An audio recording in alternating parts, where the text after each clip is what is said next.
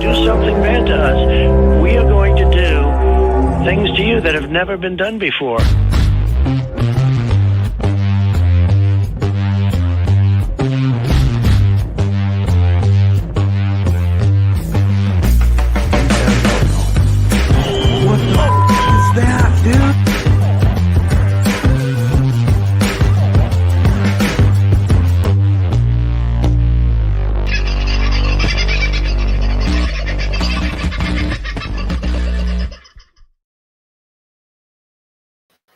Whoa, bit of a grab there at the end.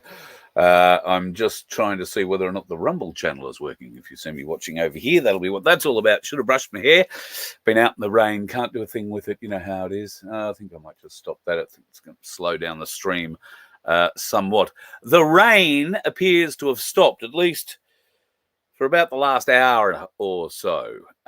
It has been pretty solid in our part of the world most of the day. And I can tell you that some of the new swales have worked extremely well. If you don't know what a swale is, it's to do with moving water from one place to another and trying to wash as little as possible away doing it.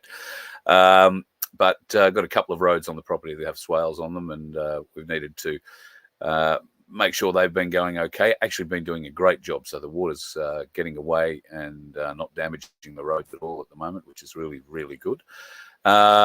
Speaking of the property, if you are at all interested in a little bit of work and you've got a good back, you don't mind loud noises and big machines, then we might have a bit of work for you out here at the property.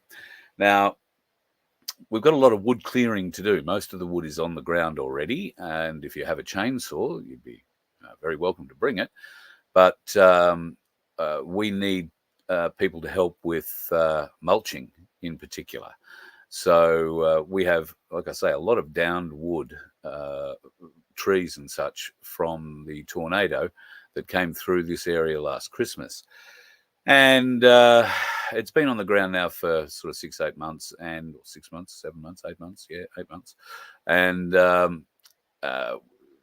well, quite rightly, Cass and everybody on the property want it all cleaned up. So I'm doing my best, but it is a big task. So there will be an hourly rate, and it'll all be an hourly rate that you'll be very, well, it's all cash in hand, put it that way. But if you want to come out and stay, then you won't be charged anything to camp out here either. So if you've got a caravan or a van of some kind, then there are places out here for you to come and stay. And I would tell you that weather dependent, there is some weeks of work here. We have that much wood on the property that I would say there would be some weeks of work. And it doesn't mean that you've got to come out here and sweat your ass off for 8 hours a day or whatever. We don't want to work anybody into a grave, so particularly me. So rest assured, while it is hard work, it's heavy work. You've got to have a good back. Got to be able to, we'll make the wood liftable size and hopefully sort of throwable size, because if we can get a bit of a chain going, it's only the person at the very end at the wood chipper who has to be a bit accurate with their throw to get it in the jaws, and all done. And we have a very efficient wood chipper. So if you are interested in being part of that, Cass asked me to mention it. She and Sam are essentially looking after all of this. But if you are in the southeast corner of Queensland, Gold Coast, Brisbane, Northern Rivers, that sort of area, and you're looking for a bit of change of scenery for a day, a week, a month, then we might be able to help you out and throw a few bucks in your pocket at the same time. So email me, carl@vofhq.com. Put in the subject line chainsaw, and I'll know that, it's something I need to address very quickly, or I'll just forward it on to Sam or Cass, and one of them will be in touch.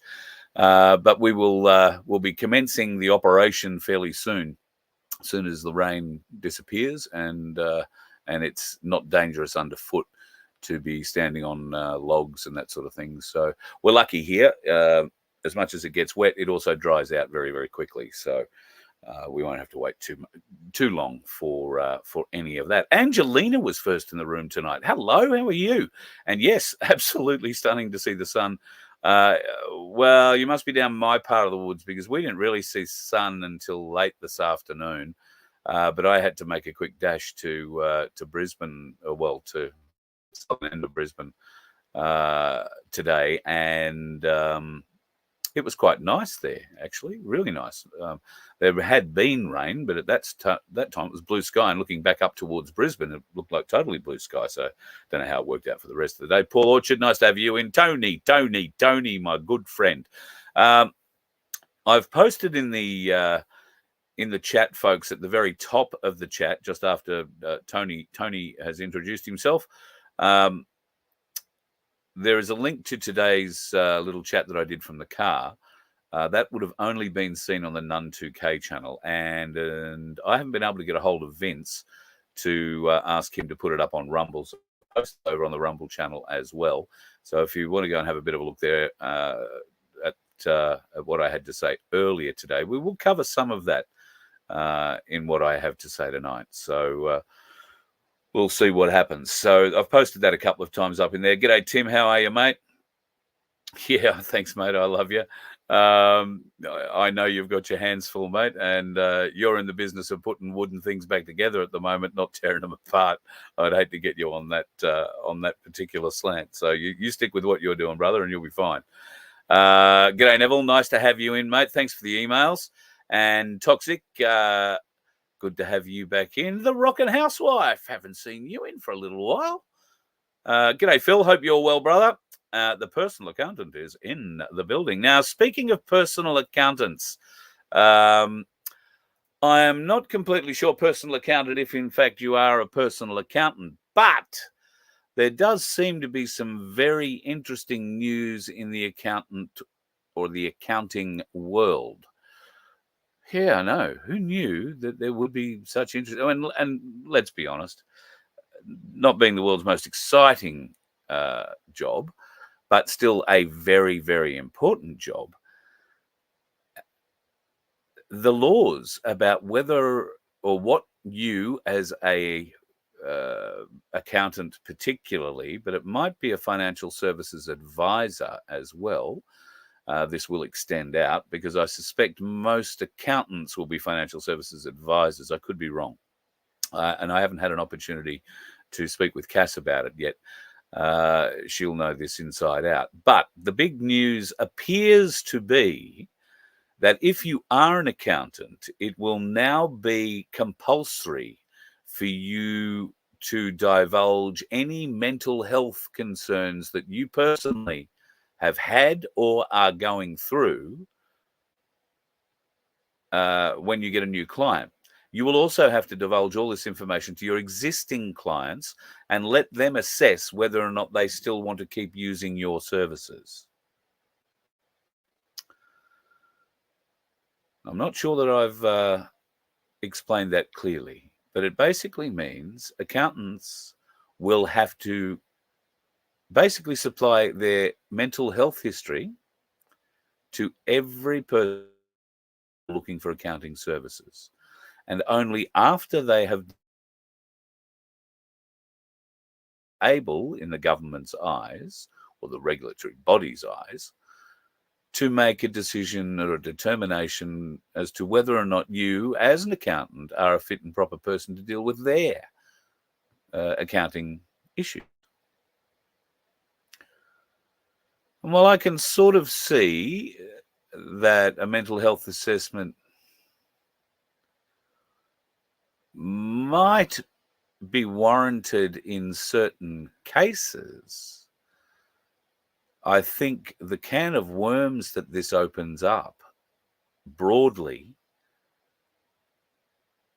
in so many areas is going to lead to a huge swelling of numbers in the courts and people suing, well, God knows whoever. Speaking of people suing God knows whoever, you know, Victorians, that the Victorian government's currently trying to pass a bill that will make it impossible for anybody to sue the Victoria Police for anything that they've done in the last few years. Yep, that means everybody who's got a case against them for the riots, that's the police riots, not the people ones. There were no people riots, but the police in their riot gear came out and shot the people with rubber bullets at the shrine after what was one of the most memorable, one of the most unifying, and certainly one of the largest protests this country's ever seen in a one day or one afternoon sort of event. There were so many people there. The police were so worried, they put a no-fly zone over the city areas so that news helicopters could get above. Of course, they said that was tactical so that they could move their police into position to, corral or kettle the crowds. And of course, it made it difficult for the aerial TV assets to get good pictures of the police beating the shit out of old women and spraying them with pepper spray and the myriad other crimes that they committed that day. So the Victorian government, Heil, whatever her name is, are going to push this through. Of course they are, because they have the numbers. They can do whatever they bloody like. Victorians, that's disgusting. That is so corrupt, so beyond corrupt. They're using the excuse that it's got to do with insurance and the state government only has limited liability in these sorts of situations. They're going to make it impossible for anybody to take them to court over the things they've done. Now, if we've learned anything at all in our time together over the last few years, particularly if you were in watching this show from the early days with the sessions we had with Fitz and Magna Carta, you'll understand that there is all sorts of legal issues, fraught issues, and ways this can be fought. And there are plenty of people in Victoria who will fight it. Will anybody up at the next election on a platform to remove this bill? Because we've learned a bill that can be introduced and you get enough people in that place who say, no, no, no, no, no. Now, I'm using Parliament as the example because at the moment it's really the only one most people understand. But Fitz and I were talking about something a little more different, a people's parliament more than a politician's parliament, which is, after all, how things are meant to be done.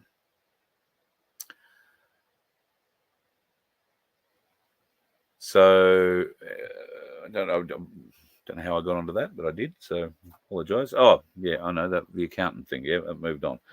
All right, there's a couple of things I want to show you tonight, folks. Have I said hello to everybody? Let me just scan down and see if there's too many questions. Barbara Fitzpatrick, how lovely to see you in. The lovely Michelle Bradley Smith is rocking the admin part of our chat. So too is Sunflower. Hello, gorgeous. Oh, and Aussie Sue's in as well.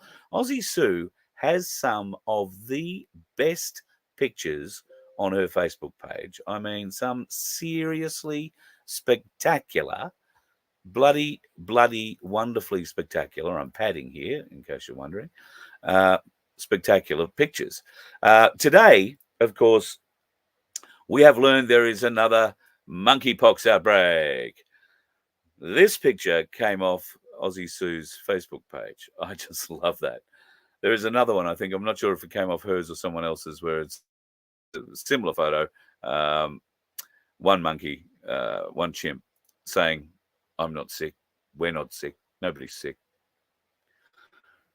Well, we know who the sick bastards are. They are the sick bastards that somehow manage to get elected every time. And we have to change that. Queensland elections coming up. We need to get good people in there, not people who are going to, be good now, and get elected. But as soon as they get in there, get corrupted. That can't happen. And we need to do it in overwhelming numbers. We need to give those people who aren't willing to stand up and put themselves in that position someone to vote for in every electorate. Now, I was talking to someone today. I want to say it's down south New South Wales, southern central New South Wales, coastal areas, somewhere down that way. I think it was who I was talking to, was telling me that the Liberal Party are not even running candidates in 12 significant electorates where the local council elections are happening shortly. Now, why is that? Because Labor and the Greens have this great destructive policy.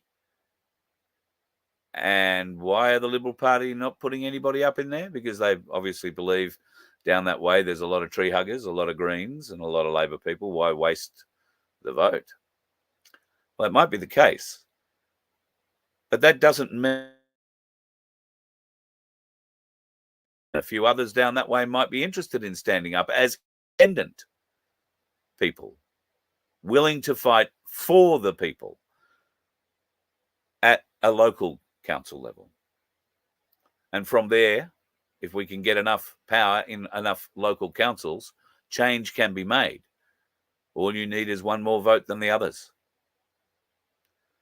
And if you can vote the others out and put in a team of people who are genuinely for the people of their community, rather than in it for themselves.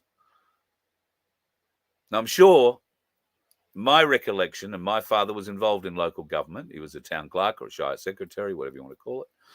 And I've seen, I don't know how many council meetings I've been to. We need to start again. We need those people who go in believe they're going to do the right thing for the communities. I was quite shocked when I first moved to Queensland in the mid-1980s. And there were local government elections there. And I was quite amazed at how political they were. That was real Labor, Nationals, Liberals kind of advertising on the radio and that kind of stuff. And I hadn't ever seen a party political local government set up because I never saw it like that in Victoria. And I don't believe it was like that until maybe the last 20 years or so. But now it's all politics from the ground up. And some people might be interested in just doing their little bit in the local community and making sure the rates get collected and the roads get filled and they've got someone to complain to if there's a part of the footpath that's lifting. But we need better people than that. We need proactive people. We need a council who will form community groups, who will have interested, diverse people who are capable of providing services, be health related.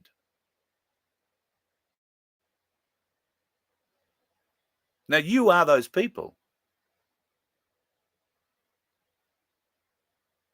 But which among you will stand up? And more to the point, not one, but how many? How many ridings does your local council have?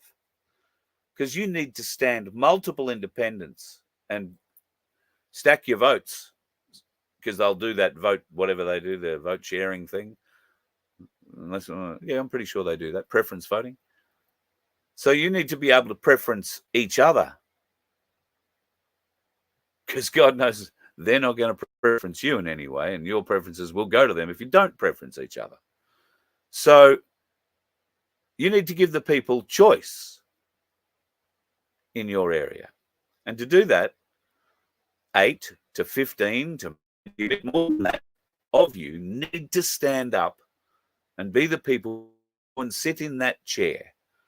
Take in some case, for the term of your elected time, and do good with it, with a team of people who were elected beside you on the similar platform. And on a state level, Victorians, you need to get somebody to stand up and say, we will repeal this bill that protects the corporate criminals and the corrupt police that committed gross crimes against the people of Victoria. Now, you need, I don't know how many seats there are in the Victorian Parliament, but you need that many people by 3 times. You need 3 of them at least in every seat, in every part of the state. And you run a platform on bringing the bastards to the bar. Make them accountable. Now, have no doubt there'll be a lot of usurpers who want to get in on something like that because, well, that's what they like to do. They'll come in, they'll take control, and lo and behold, all of a sudden we've elected another bloody Freemason to the council. We're trying to avoid that, folks. So your discernment needs to come into play. Because those who immediately stick their hands up and want to do this may be the people you're looking for, but they may not. And they will require a bit of inspection. But isn't that what every election is about? Aren't the candidates meant to go out, shake babies and kiss hands, get to know you? The only difference being, I would hope that our candidates won't tell you lies. They will agree with you with the seriousness of the problem, and they will explain to you their solution. And I know many of these independents would agree on a similar tax solution to that which Ricardo put forward. I have seen similar taxation proposals from 1% to 5%. That's the most I've seen. I think I've seen 1%, 2%, and 5%. What's that? What are we currently being taxed at? What's your current tax rate? Somewhere between 30 and 50 cents in the dollar? Will be for most. For some, might be more than that. And then remember that you're taxed on, with the money that you get to take home after you've been taxed. Everything you spend that money on is taxed. Everything. You know that land you think you own? Well, you don't. You share cohabitation with your family on a shared lease with the government. And we'll have more about that tomorrow night. There are so many things, so many big things now that are starting to wake people up in the mainstream media. And it was brought to my attention today that the Ukraine and Russian war is one of those things. Now, if you watch this afternoon's live stream on Nun2K from the car, you can probably go and make yourself a coffee. But I want to talk about this again. Nord Stream 1 and 2, the pipelines that transported Russian gas to mainland Europe, the continental Europe, if you like. And this gas is used for heating in particular during winter, but heating, cooking, the whole deal. And all of a sudden, America pipes up and says, when NATO were making rumblings about Russian movements toward Ukraine and yada, yada, yada, yada, yada. One of the fools in America stood up and said, and I don't want to say it was Biden, said that nothing was unreachable. And that Nord Stream pipeline, well, accidents happen. Now, the Nord Stream pipeline, if you don't remember, I'll explain the story to you shortly. But what I want you to do is remember this story, because this Nord Stream pipeline story is now starting to pop up in mainstream media again with new information indicating that the Ukrainians were responsible, not the Russians for blowing up their own pipeline. The Ukrainians did it. So these are the facts as I understand them surrounding Nord Stream 1 and 2. These facts have been admitted by American media, American government officials. And in fact, a timeline was outlined by one of them. I should have probably tried to get that from somewhere today and shown you. But the timeline was 8 days. Prior to Nord Stream 1 blowing up, the Americans had conducted a training exercise in the vicinity of where the pipeline blew up. However, they were 8 days away when Nord Stream 1 blew up, and Nord Stream 2 for that matter. So, what do we know? Well, we know that an American submarine and an American frigate were operating in that area. The American submarine was much closer to the area of regard, that is, that blew up, than the frigate. It was there for 5 days, in and around that area for 5 days. Now, we only found that out much later, but it gave itself away when it left the area because it left some very significant telltale signs that were fluked and caught on camera from above. It was operating at a reasonably shallow depth.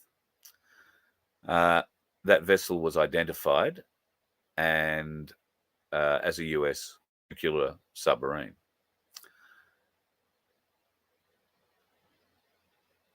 The day after, no, I beg your pardon, the day of the explosions, another submarine was tracked leaving the area.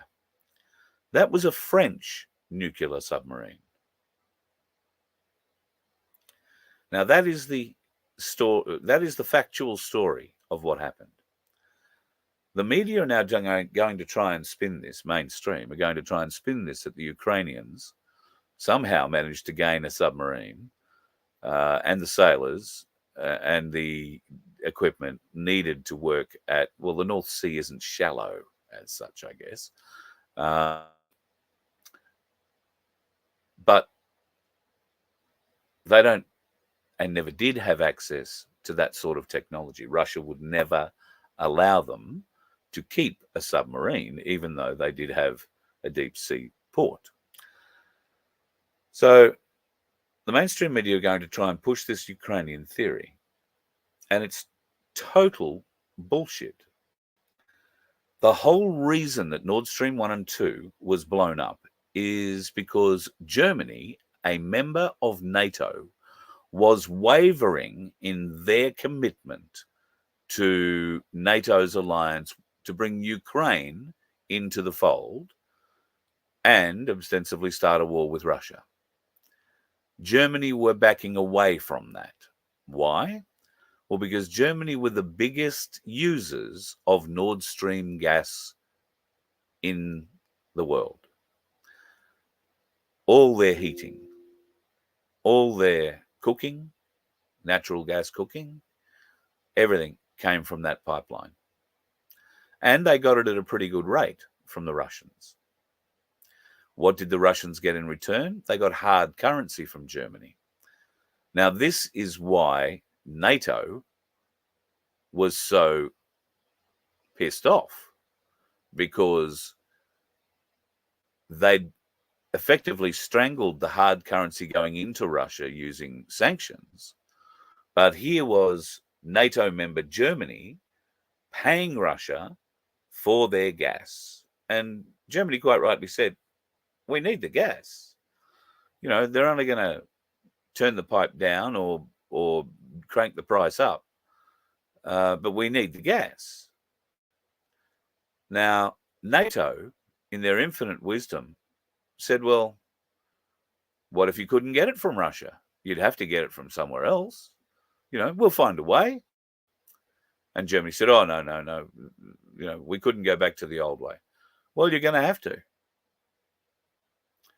Now, America wasn't prepared to take on the mission and blow everything up, all the responsibility for it. All right? Because this is a NATO operation.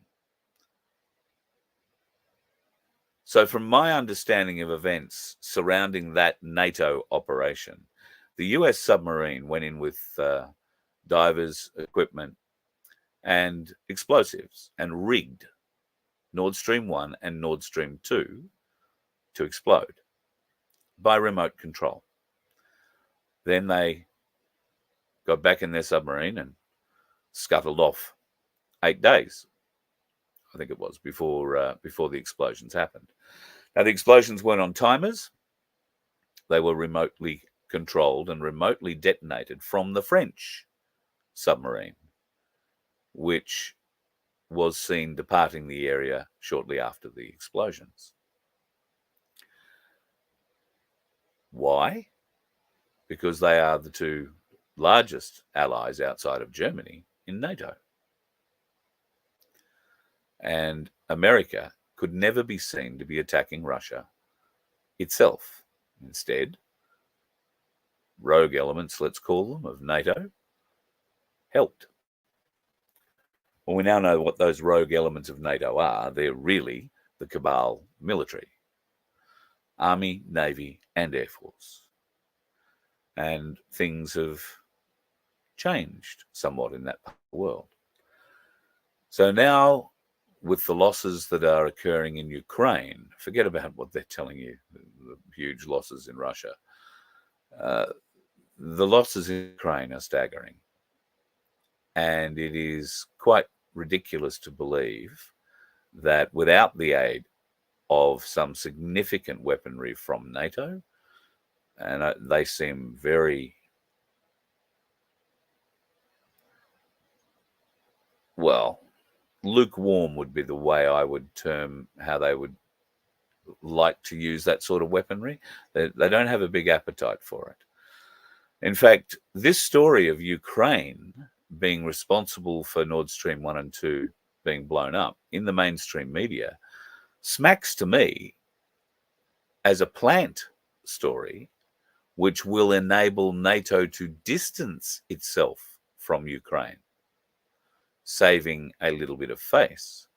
Because if they can have the world believe that Ukraine somehow managed to manifest a nuclear submarine, or any bloody submarine for that matter, that could get down to the depths that they needed to get to and do whatever exercises they were meant to be doing. And there was a huge foil plan laid out at the time from the US Navy about what that exercise was about. And I don't know if I've got it, but I'll try and go back and find it. But it was absolutely fantastic. Would expect anything that was released from the US military in that part of the world to our part of the world. Very, very piss poor indeed. All right, what else have I got here to show you this fine night? There are some interesting photos being taken in the world. Yeah, I don't know if you can see that properly. People saying that's an oil stain or a finger spot or a sunspot or whatever. So I didn't save it, but I have pictures of this, and I can tell you it is not an oil spot, a sunspot, or any other kind of spot. Where was this taken? This was taken at Larsen Bay in Antarctica. And I think it was taken only a couple of days ago, last Monday. So is it Nibiru? Planet X? I don't know. Just wish I had a camera good enough to get that sort of a view from where I am, because it doesn't look like I'm going to get to Antarctica anytime soon. Speaking of that, Leonard, unfortunately, Len won't be heading to Antarctica because he's had a bit of a medical thing.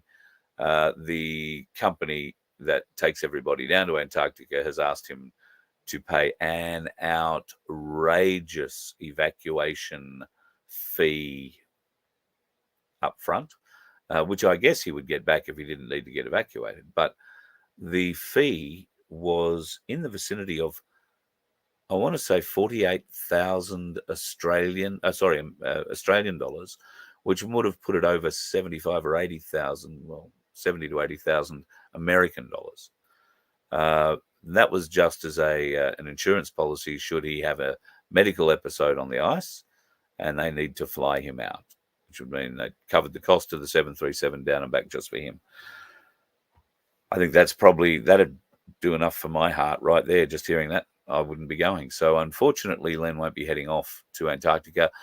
Where's Wally? Not the one that you're all thinking of, but the different Where's Wally is heading off from all accounts. In fact, there might be a couple of Australians now heading for the final experiment. Is it flat? Is it round?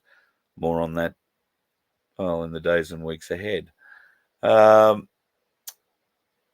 want to tell you about a very special poker run that is happening this weekend. Now, if you happen to be in far north Queensland, Ingham is the place to be at. The My Place Ingham crew there, and my very good mate One Eye, who I call Skipper Pete, is part of putting all this on. So it is a bike and a car poker run, heading out to a property where beers, burgers, and great music and good company will ensue. $2 per card draw for the winners, and it's a 10 a.m. start at the Forest Beach Hotel. So if you want to be part of all that, I would encourage you to get along and say good day to Skipper Pete, or One Eye, as he's probably preferring to be known, and you'll find him easier than everybody knows who One Eye is. They may not know who Skipper Pete is. But if you're up that way, get into the poker run. I wish I could be there for it. Really do. It would be great. Although I don't know that the old bus would be too handy going around some of those corners. Well, who knew that we were going to get a new private healthcare service, folks? I'm sort of excited about it. Are you? Well, I'm probably more excited about it than you because I know where that new health service is going to be. And I don't mind going to this place. Bunnings are trialling health stations where customers can check their blood pressure and other vitals when they visit the stores.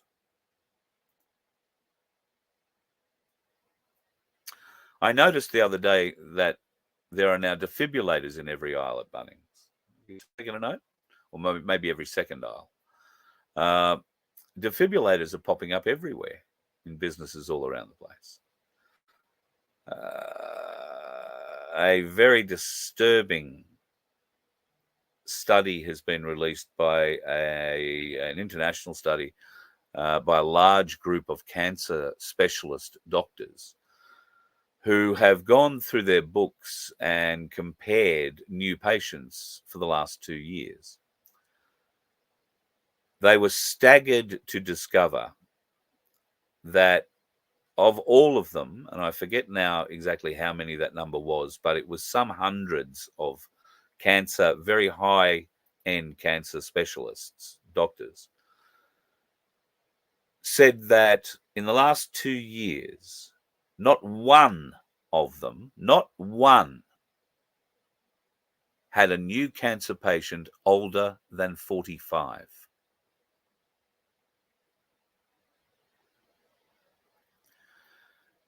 Now, we know how the incidence of cancer has gone up, unsurprisingly, because, well, the ability to immunosuppress this sort of shit is gone from a lot of people's bodies. But that's a pretty staggering number. Nobody over 45 coming in with new cancer, but a lot of people under 45. We've seen huge increases in childhood cancer rates. We've seen huge increases in those who have been in remission for years and all of a sudden out of nowhere have gone back to full bloom, stage 4. Thank you, mother, for the chickens, and are gone. Most people, most thinking people, are putting it together in here. Many of us are a bit ahead of the game. We have to be tolerant. We have to be able to explain what's happened in the last 4 years in a way that isn't condescending. It's like trying to explain what happened between the Russia and Ukraine. You have to understand the truth. You have to know the truth, believe that to be the truth. And I do with all my heart. I can't, and if anybody can actually come out and disprove me with something other than something supplied in mainstream media, because trust me, I'll prove it, but I won't be using anything that came through in mainstream media. We can't allow the bullshit to continue. So when somebody says to you in the street, "Oh, did you hear about the Ukrainians? They had a submarine and blew up the Russians' gas." Well, you can say, "Well, no, actually, that didn't happen like that." Appreciate the media thinks that, but this is 2.5 years old now, however long it was. No, I didn't even look it up how long ago Nord Stream was. But tell them it's crap. And don't tell them in a bad way. Explain to them that no, at the time, do you remember what was happening politically? NATO were trying to get Ukraine into NATO. And they'd had a huge problem with prosecutors, with Joe Biden threatening to take away $1 billion worth of aid. And "just watch me" was the quote, if you recall. So, yep, bugger me. That prosecutor got sacked. But then Donald Trump got elected. And things in Ukraine changed quite radically. But only for 4 years. When Donald Trump was ousted again, the corruption took back over.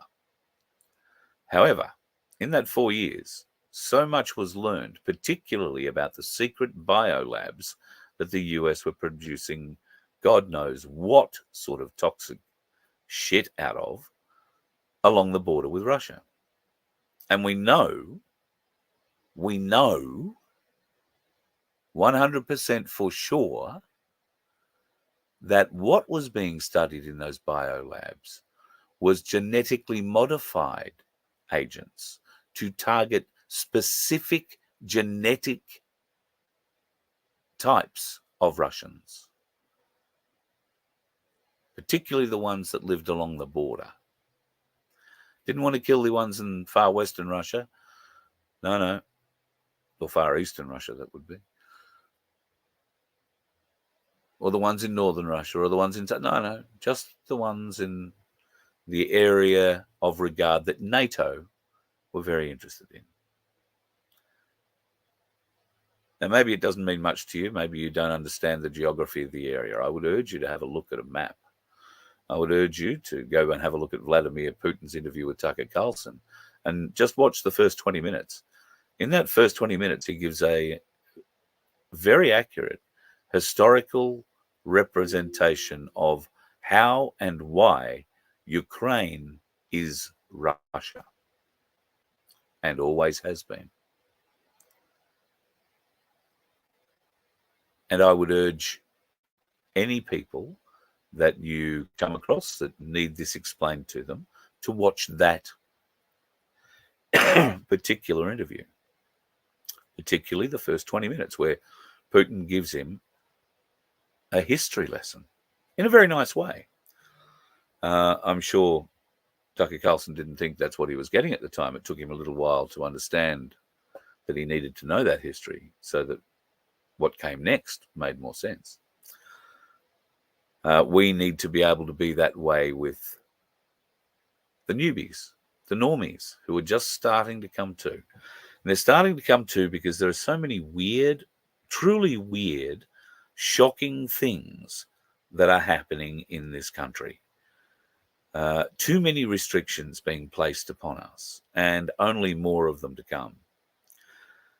Now, speaking of more of them to come, what do we think is going to happen now?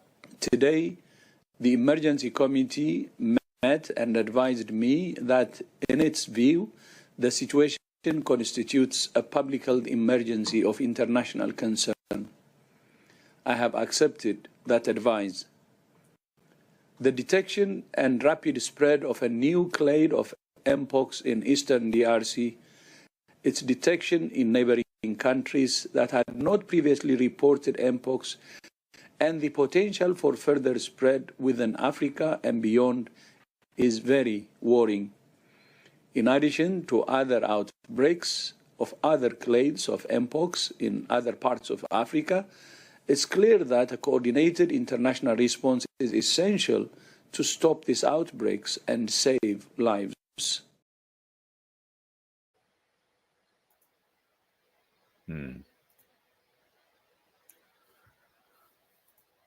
Yeah. So, will they go the lockdowns again? Do you think they'll have the balls to do that? And will you have the balls to not let them? Will your neighbours, who last time had no balls at all suddenly start to grow some? I think the bald versus debald community, well, I think we're growing. Probably not an analogy. But at what pace we need to gather this? As I was saying to somebody the other day, we don't need to have 25 million people on board with us. What we need to be is the snowball, this big. You know, if there is 1 million of us, that's probably enough to begin the snowball when the information gates start opening further. I mean, they're doing plenty of it now. But when they start to open further, and when there is undeniable, irrefutable, inexcusable fact placed in front of the people, we will get a large swing to our snowball. What happens with snowballs? They gather momentum, they gather size, they gather weight, and they can do a lot of damage. We need to be the snowball. And once that snowball has rolled into Canberra and cleaned out the halls of that place, from that snowball must emerge the new leadership of this country, by, for, and with the people. I think there are ways and means that the people can be involved much more directly in the governance of this great land, of ours. We should not rely on a very small group of individuals and a very large number of paid bureaucrats and sycophants to handle our business, because they don't work for us. They work for a corporation. And the sooner more Australians wake up to that fact and understand that you can fight a corporation the same way as you can fight any other, well, fight a government corporation the same way as you can fight any other corporation. Unfortunately, we're going to need better courts, because our judiciary has been bastardized, corrupted, and muted by the ongoing filth in our political realm. And while I said today, there are sitting members that I do support. I do support Malcolm Roberts. I do support Gerard Rennick. Well, yes, I do support a lot of what Gerard Rennick says. He doesn't deal with the people terribly well, but I do like what he says. Antic, he is also seemingly too late to the party, like them all, but at least he's up there and getting things put down formally into Hansard, things that we can use later down the track as proof and evidence. Babbitt, Roberts, I think I've named them all. So fingers crossed with their help, with their guidance, because we're probably going to need it at times. Hotheads are not going to fix this, folks. In the last week, I've had, I wouldn't be able to guess, but well over 20 people talk to me with the resounding theme in every conversation being, it's time we stood up. It's time we took it to them. Now, that's probably got to be the most amount of people I've heard talking about actively, picking up the pitchfork, so to speak, ever in a week. That's very dangerous, folks. The secret to good comedy is timing, but that's not the only thing it's the secret to. Right now, the timing, if groups or certain elements of the freedom movement were to step up with their pitchforks, they would be mown down with automatic weapons. Those that survived that would be dragged before the courts and put on a show trial of such immense proportions that it would shake the foundations of belief of every normie that was still attached to the brainwashing and the programming that they've received in their life. That's not going to help us. That's not going to help us. We are not the arbiters of the timing in this battle. We are merely pawns, potentially players, but we are not the arbiters of the timing for it, unless we are. And that's a much more difficult and dangerous conversation to have. One that you wouldn't have in a forum like this, I can tell you. So, for those folks who are feeling the urge to get a little physical, I implore you, please don't. Please educate yourself more so that when the neighbour who drives you mad because they're rolling up for number 7 and they're judging you because you haven't had one, I implore you, turn the other cheek. Try and make them see what we are seeing now, where truth is coming out, but it is being skewed severely by the mainstream media.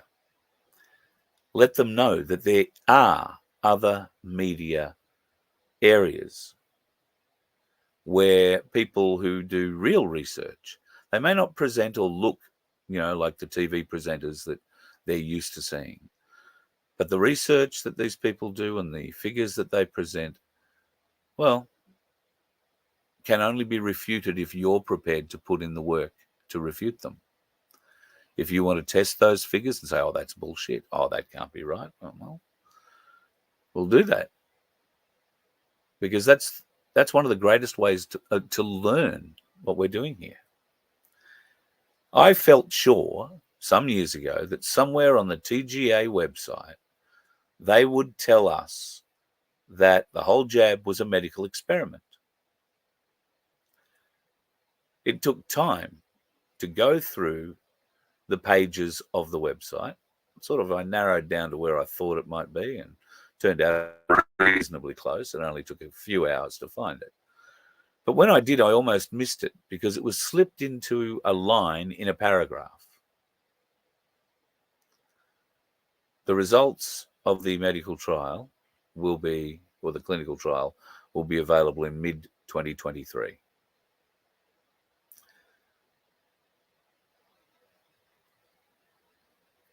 Right there on the TGA website.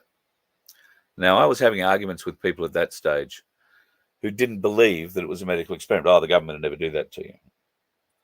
So I asked people, gave them the link, told them what they had to follow. Find the page, go and find it yourself. Many did. We converted a lot of people to our side of the argument with that. This is the kind of thing we're probably going to have to do again. I'm very guilty of forgetting all the things I've spoken about in the last however many years I've been doing this. I think we're coming up to 500 and something shows.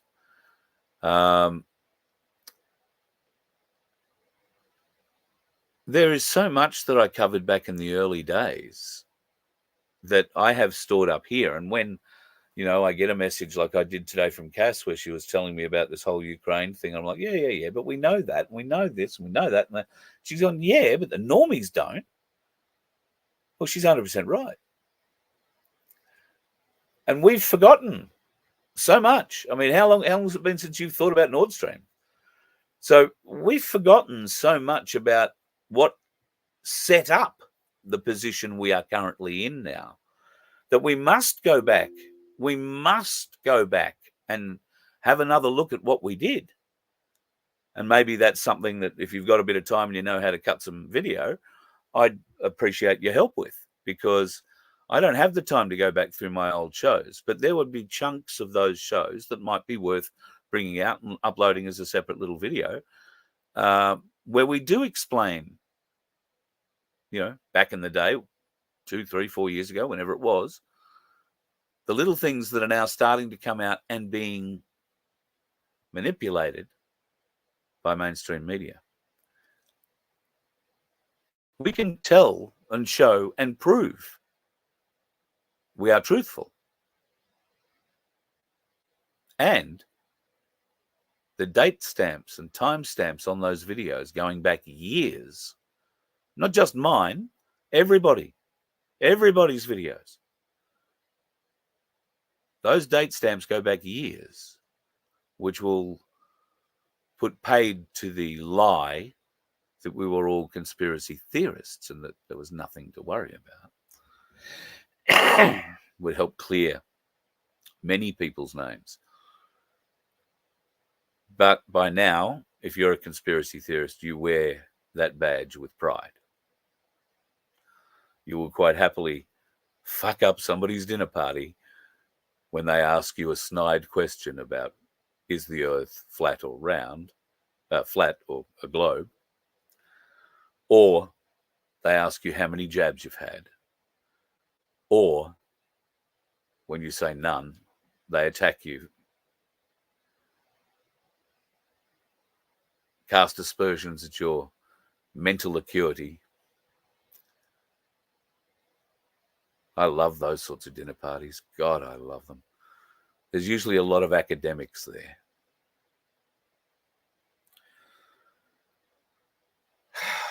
Academics, God love you. The most easily programmed people on the planet. They don't like you hearing that. They don't like you saying that. They certainly don't like hearing it. But they are. And when you happen to be sitting at a dinner table with 2 or 3 of them and you tell them all and you look them in the eye individually and you say you all failed the IQ test, and they get very offended by it, and you calmly explain why it was an IQ test and how they failed it, and then sit back and have a sip of your wine, maybe a bite of your roast, and listen to them make excuses. Excuses. You'll know when they've run out of excuses, because they will fall back on, I've been to university, I've got 3 degrees. As I said to one fellow one night over dinner, I said, that means absolutely nothing to me except you were the easiest programmed. You took the brainwashing really well. And being an academic, I imagine you're not much of a woodworker. I imagine you're not a sculptor or a painter or an artist or a musician. I imagine outside of the particular area that you are focused on, you can't tie up your shoelaces. And I actually looked under the table at that time and saw that he was wearing zip-up boots. I made a joke about that, nearly had to leave the party. However, not everybody is going to be that direct at a dinner party. And if I'm honest, I would advise you not to do it. I'd had a particularly long day. I had been invited along to something that turned out to be not at all what I was invited along to. And I was desperately trying to find my way out and had some highbrows decide they wanted to learn all about me. They'd obviously heard a little bit about what I do. Interesting times. But they don't like being told they didn't pass the IQ test, and nor can they answer me honestly one question. If you didn't take the programming, if you didn't accept what your lecturer was telling you, if you had questions, if you had real questions, and the answers that they provided to you still didn't convince you that they were right, would you have passed your PhD? And the answer, of course, which he didn't want to admit, was no.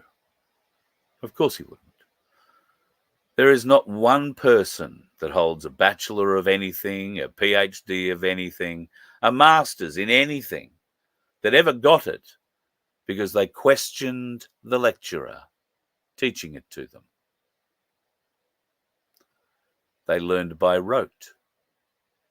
And that's why these sorts of individuals that go through university, get programmed, and then come out into our communities and our businesses will work in a very, very different way than what people my age and older remember university graduates to work like. It's almost like they have a completely different agenda. And in some cases, that's because they've been programmed with a completely different agenda. And our education departments are full of those little lemmings, beautifully programmed by out which I am XY or XXY or YYX or whatever. But we've got to give everybody the chance to get blue hair, pink nostrils, and a nice piercing. Because it'll make me feel better if we can do that. Well, I do hope you are feeling better. How long have I been going? Oh, shit, over an hour. I do have a couple more things I'll whip through fairly quickly. Actually, there are two short videos here that I will not play because I'll probably get None2K suspended or striked if I play them. Instead, let's have a little talk about digital ID. Horrible, horrible, horrible woman that introduced it, Katie Gallagher, another Labor troglodyte, brought it into the Senate where she gagged debate on it, and there was no questions allowed, no debate, no nothing. And it was sent to the lower house where it was pushed back on and now has reemerged as a bill that, has been passed. If it hasn't already been passed, it's going to be enforced by December 1. The digital ID legislation has not come into effect yet. It doesn't come into effect until the 1st of December this year. The law is very clear that there must be alternate ways provided for the community to engage with government. That has been made very clear across government.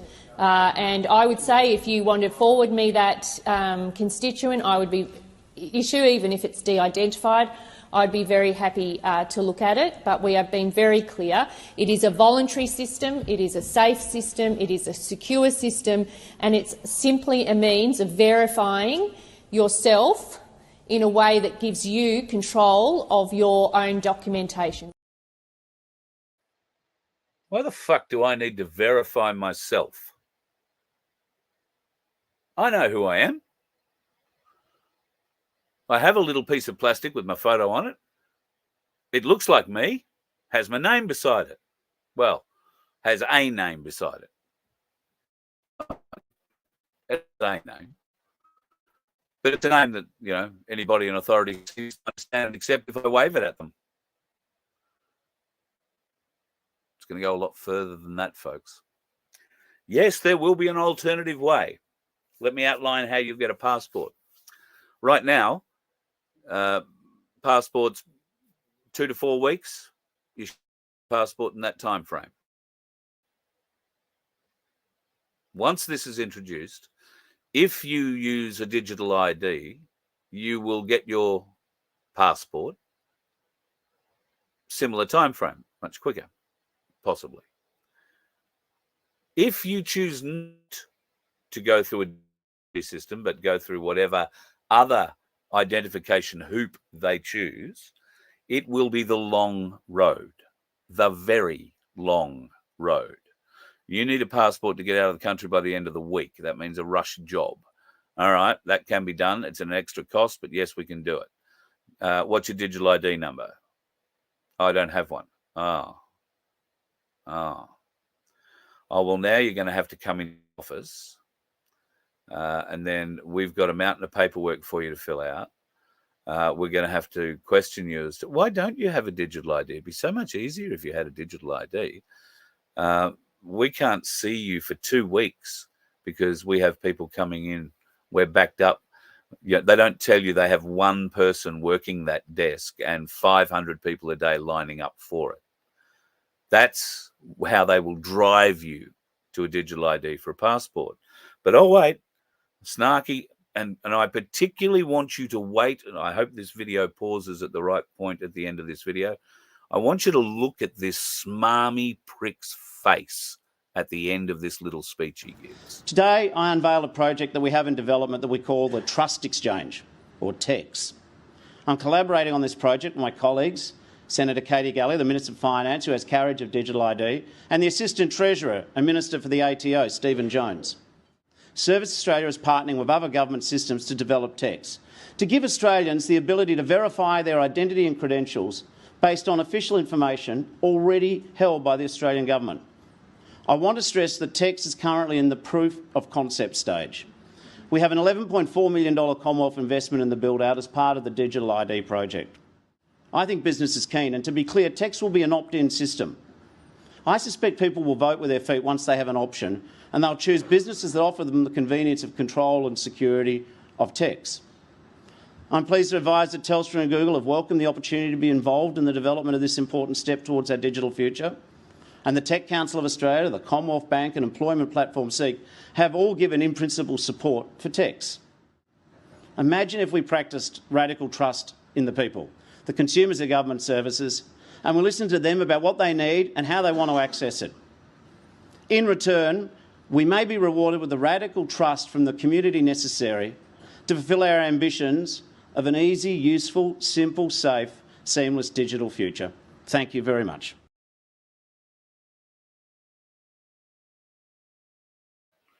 I was hoping it would freeze it. Bill Shorten, king of the smarmy smirk.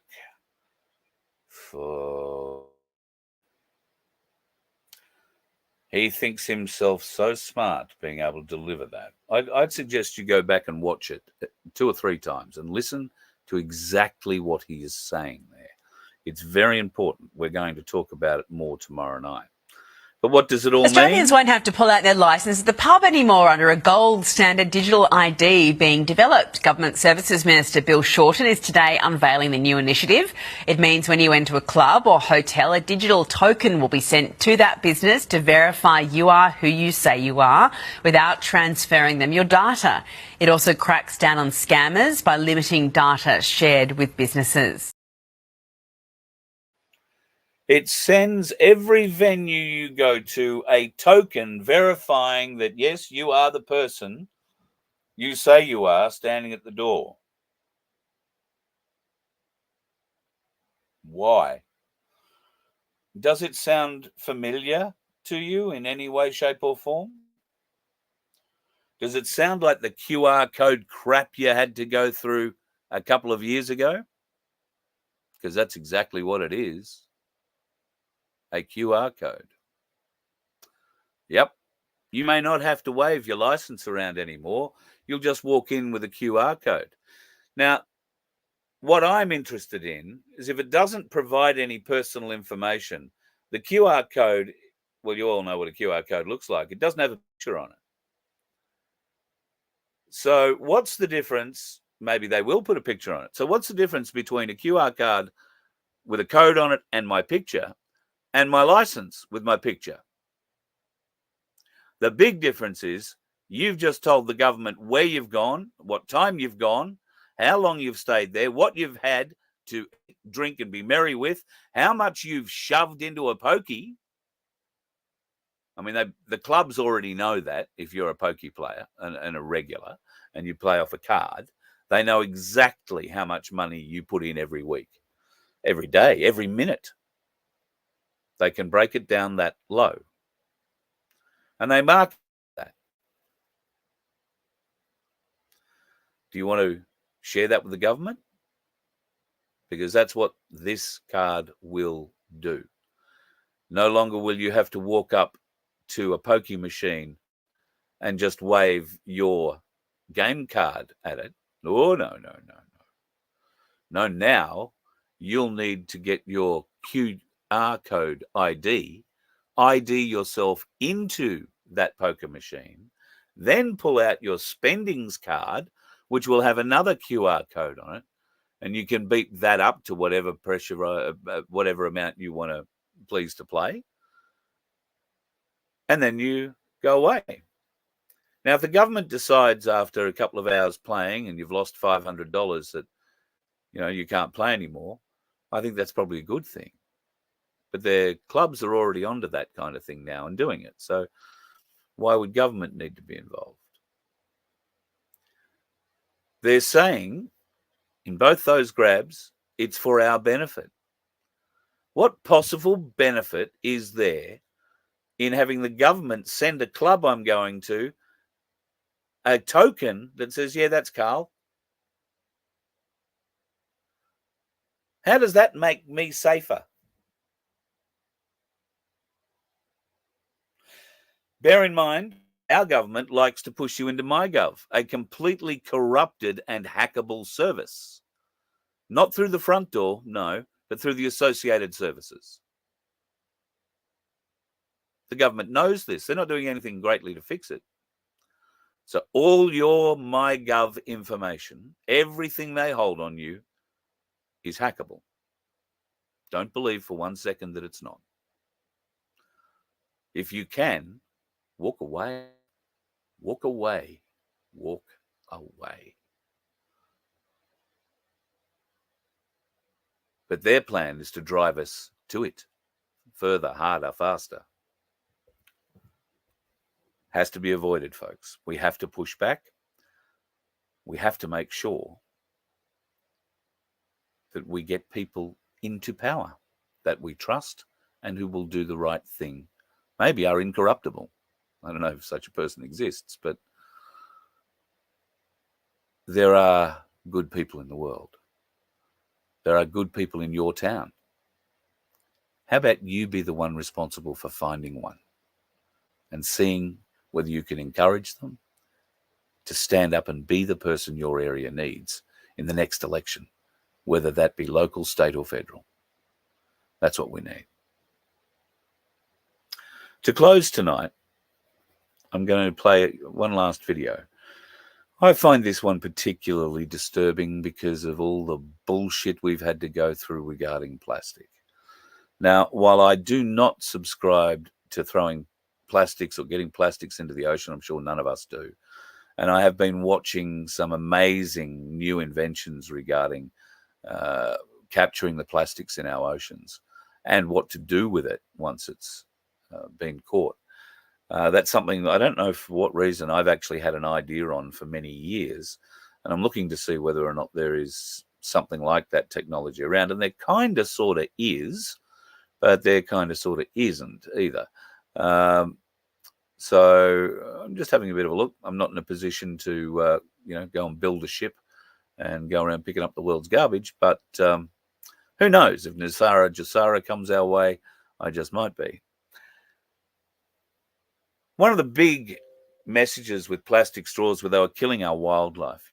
I recall there were pictures of all sorts of wildlife with straws poking out of different orifices of them, noses choking on them, wrapped around their necks, wrapped around flippers, all sorts of it. And I agree, absolutely horrible. Plastic straws, all right, bit of a problem. But there was a reason we went away from paper straws many years ago. Because I do remember paper straws as a kid. and not plastic ones. Plastic came in, it was quite a novelty.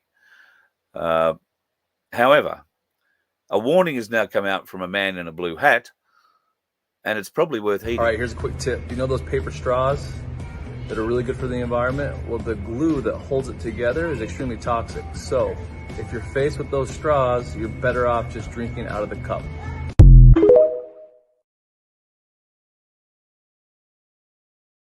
Well, I got to say that kind of makes perfect sense to me, and I would have thought to you too. God knows what they've got in the cup, though.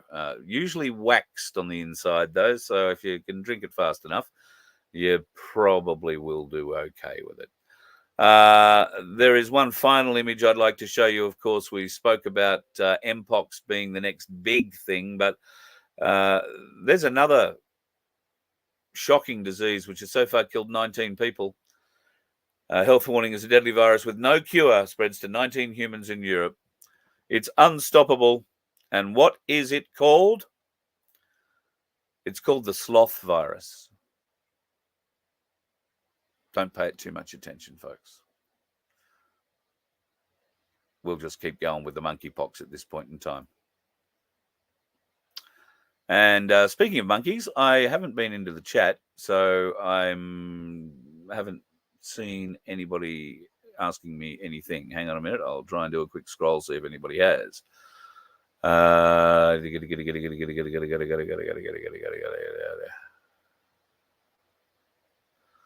Oh, wow. Alana,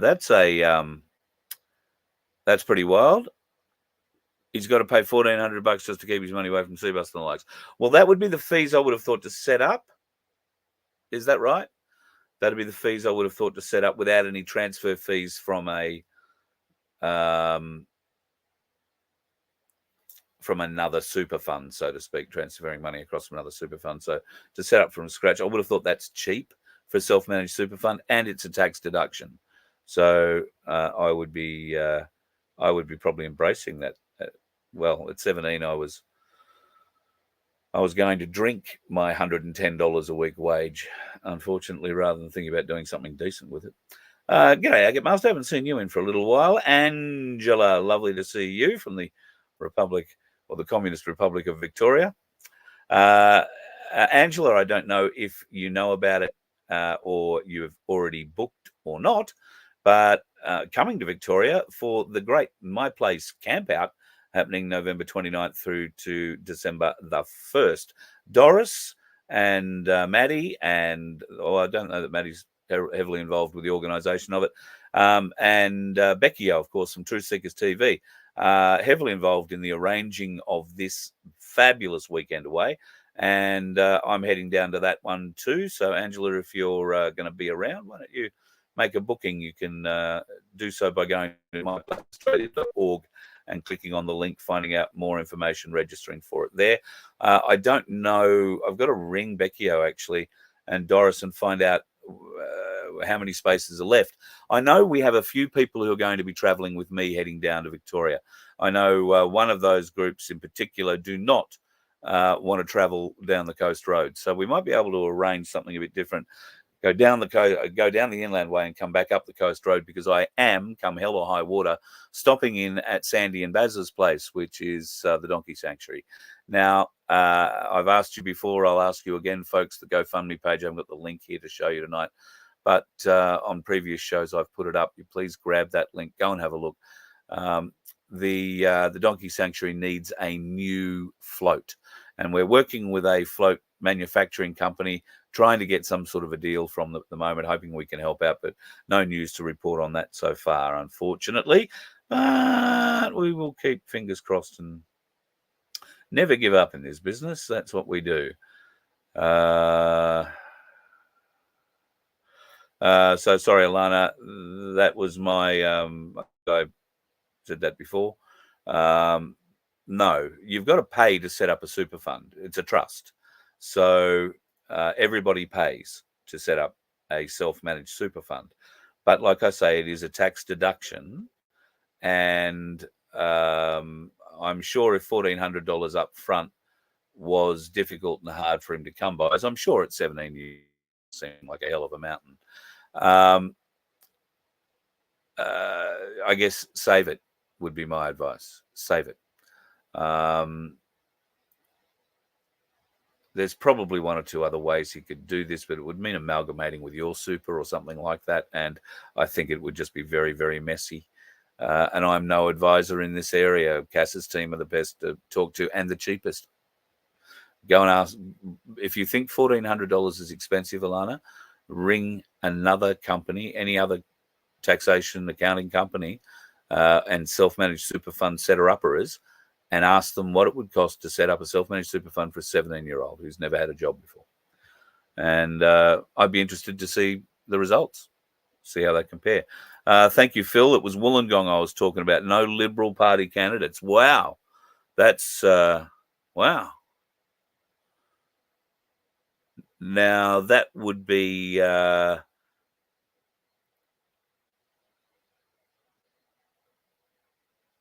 yeah, so that candidate against the wind turbines, I'm just trying to think of his name. Wow, he lost quite a lot out of that. I'm amazed the Liberal Party, well, I know why they're doing it, but it takes away the opportunity for the Conservative vote. And that's why it's important we get somebody else up in that area. I know a bloke down Wollongong way, now that we think about it. He's had some experience in elections. Don't know whether or not he'd stand again. But interesting. What am I? Just having a bit of a glance, see what else is here. Yes, should be 100% right there. Crunch, they're all bloodsuckers. Angela, 100%. Many are Freemasons, and it's how they keep the club going, I think.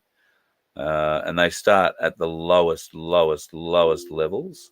And they don't just have to be in positions of power. The brethren stretch all the way down to the street sweepers and all the way up to those sitting in the highest levels of power in our nation. It's just how they work. It's, yeah.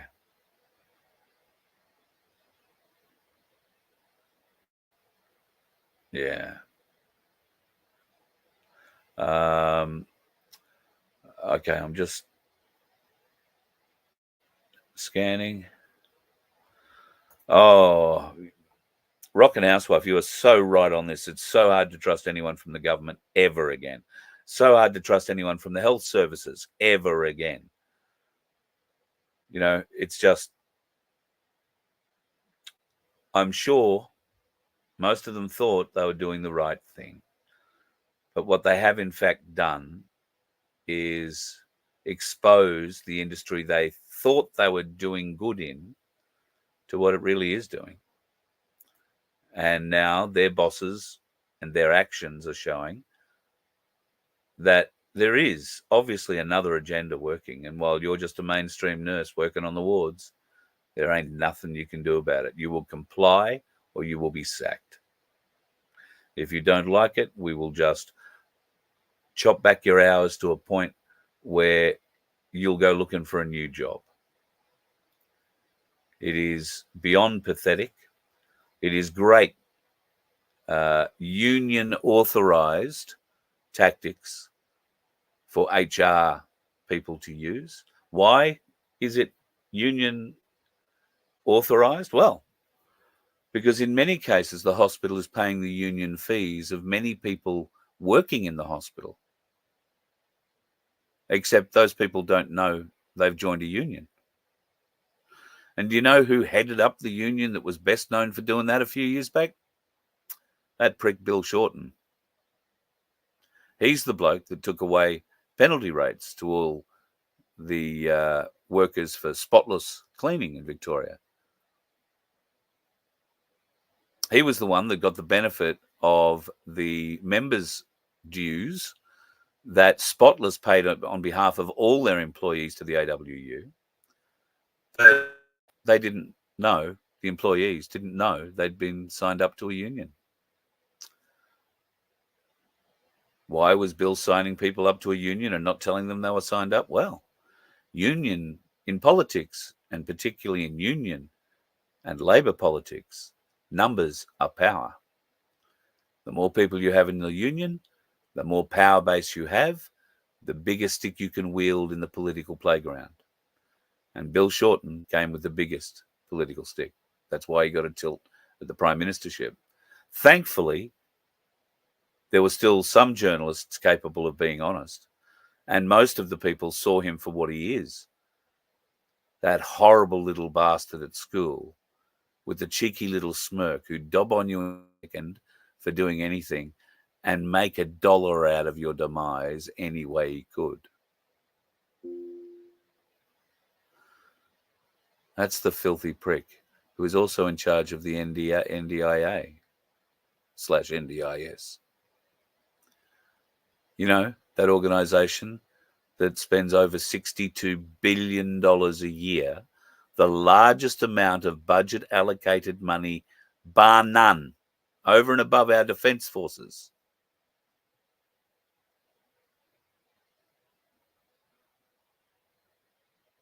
Think about that. And think about how you'd trust him with your digital ID.